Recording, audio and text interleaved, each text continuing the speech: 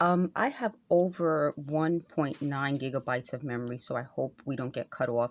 I have a lot that I want to say in this video. Again, I'm always keeping you guys aware of what's happening. I noticed that when they first started this, they said the water in this apartment would cause my skin to peel off and flake, which would help remove the marks and hide what they're doing. I hope I'm getting this on camera, so guys, bear with me as I'm trying to get the marks. So you see, I didn't use the water because I don't want it to hide, but whatever they're heating me up with is making the marks look smaller. So I wanted to let you guys know. The reason I'm also trying not to use the water as much is because they said that's how this causes the skin to flake. And after shower, I noticed that my skin does flake a lot more than normal. So whatever is in the water, they said the water has a bug or some parasite in it. But I think what the water does, I don't know if it's necessarily the water, but whatever this is, the liquid causes the skin to flake off.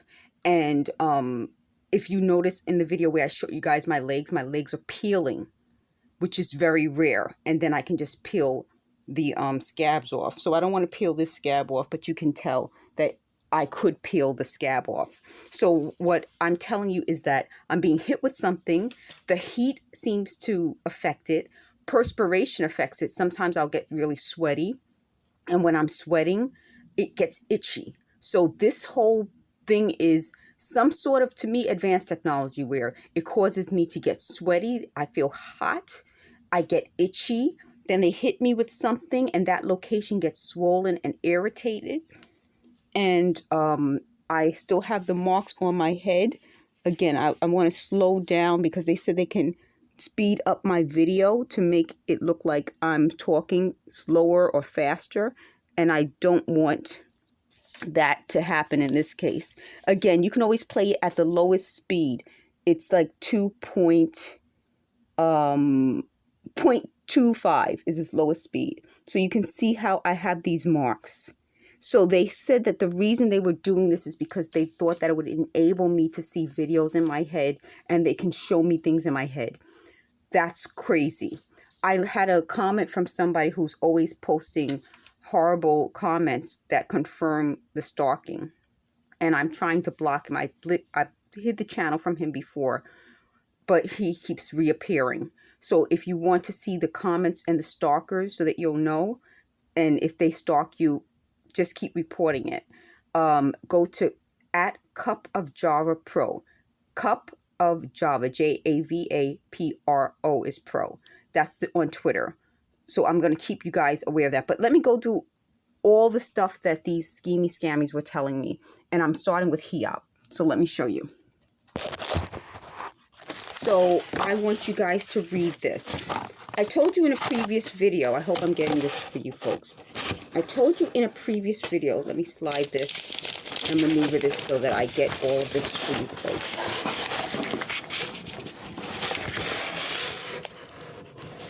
I told you in a previous video about being accepted into HEOP and how that really was such a good opportunity for me. I let you guys know that my mom got sick and my mom couldn't work. I also let you folks know that when I was in, I have a whole video I want to do about in high school. And this tells you a little bit about what HEOP is. So I really wanted to get into that. So in college, I was able to have the opportunity to get accepted into HEOP. And it turned out to be the best thing that ever happened to me.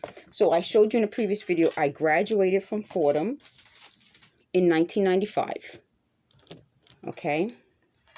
I got a really good letter from the dean who became the president of Fordham. And I was fortunate enough in HEOP to do well. And so I was fortunate enough to get awards from HEOP. I then became a tutor for HEOP, which was a great opportunity. I became their valedictorian.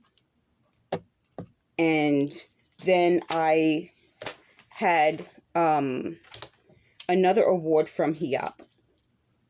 And I'm going to show you this first, and then we can talk. So I was fortunate enough to have been accepted into HEOP. My SAT grades weren't good, but I went to Cardinal Spellman, so that really looked good on my resume. Not resume, but curriculum vitae for college. It looked good for me that I went to Cardinal Spellman, which was a competitive school, but I didn't do well on my SATs, and we'll get into that after. I don't want to put everything in a video. So as you can see, I was Dean's List, and I have another Dean's List award somewhere. So again, I want to get into all of this, but I wanted to show you, like I'm always trying to show you this information so that the liars can be exposed if you're hearing the lies from them.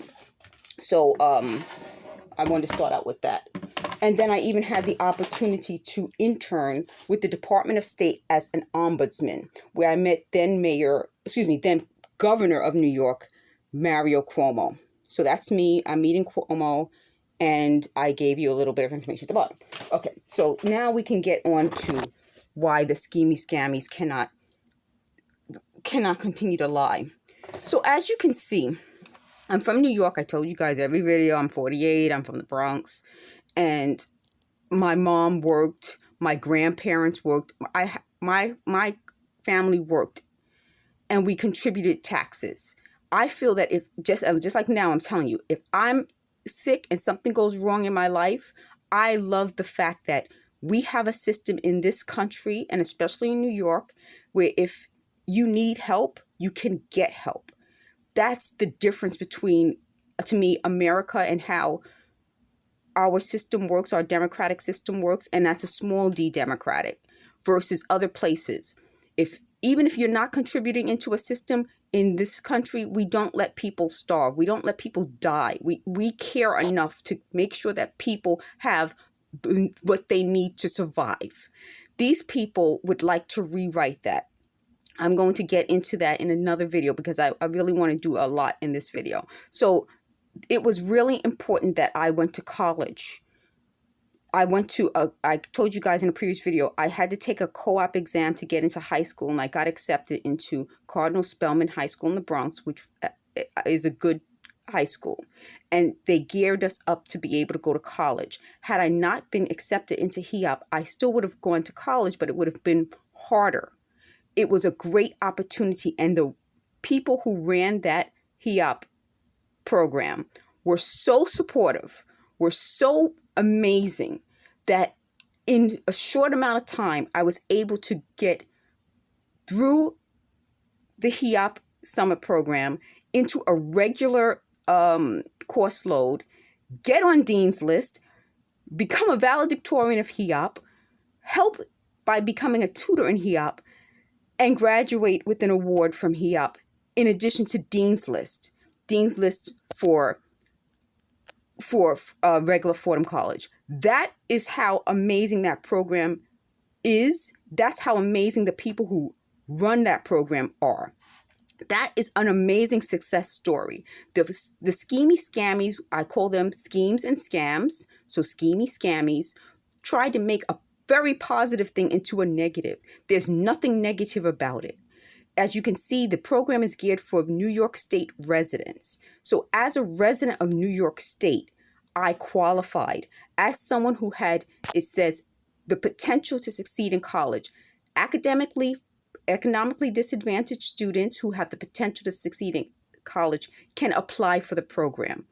I applied and I got accepted, and I was grateful, and I worked hard. And I had the support system. As you can see, they also offer counseling. They were such an amazing group of people that I needed to put this in a separate video so that the schemy scammies can never, ever claim that I would ever not want the world to know this. And you can see I even framed everything associated with HEOP because I thought it was an amazing experience. The last point I want to make before I end this video and do another video just based on the schemes and the scams is that when you have people who try to rewrite your history without knowing the history, so they try to rewrite this experience and try to make it seem negative. when it's always been positive. The last part of that is that it shows what I talked about in yesterday's video. It's taking a lot longer to upload than I expected. It was like a 14-minute video that turned into 2 gigabytes because whatever they're running over, they said it's either in between the apartments. It can't be next door because I have no neighbors here. This is an outside wall.